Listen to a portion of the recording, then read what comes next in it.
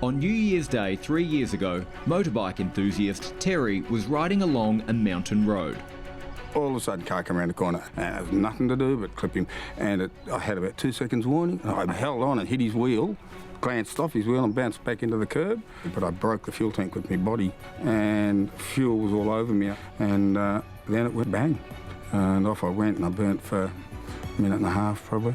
And I looked down at my hands, and it was all droopy skin, you know, flopping off the bottom of them, and I lay on the ground. And then it was a case of breathing. For an hour, I just tried to breathe. I thought, I've got to keep breathing. If I stop breathing, I'll die here.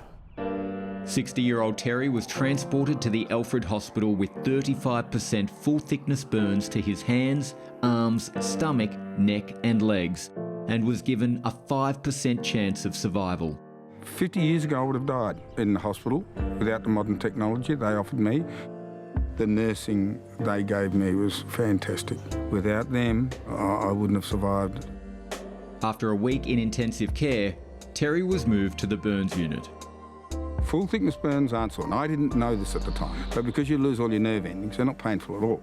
What was painful is where they pull all the skin off to redo the burns, and they strip skin off every part of my body that wasn't burnt. My whole back, they peeled the skin off. It was bright red, like the worst sunburn you've ever had. Went for 3 weeks, and it was really painful. These are the sort of scarring you have to deal with. They had to repair that area, and they used skin from other parts of me where I hadn't been burnt, and that leaves keloid scars, which are very itchy. That skin is then cut up into little blocks with mesh on it to stretch it and placed over other areas where I need skin. You end up with that result, which is a little bit numb, but perfect grout, holds the blood in and keeps the dirt out.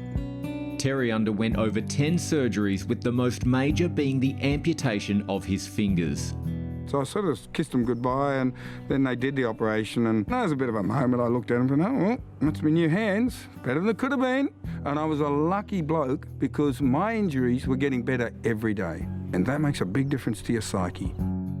Terry stayed in the burns unit for nearly 3 months.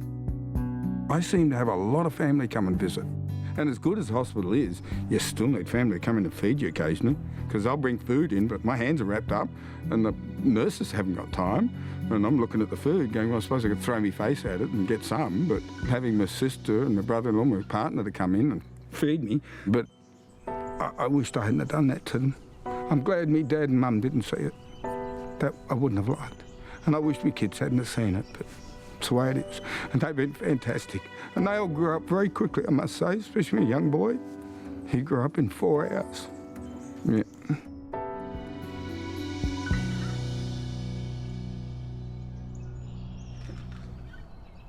Terry decided that he would not let his injuries hold him back and started to restore his beloved aeroplane. I couldn't really use my fingers for about a year and a half. They're too sore. I could do odd jobs, but doing up shoelaces was hard work. But it's been the last year that I've been able to get back to work more. But that's all right. It slows me down a little bit, but not too much. And I use a pair of pliers occasionally, and I drop nuts occasionally. And 4 or 5 times I do it to get the nut on sometimes. And since his accident, Terry is back doing all his favourite hobbies.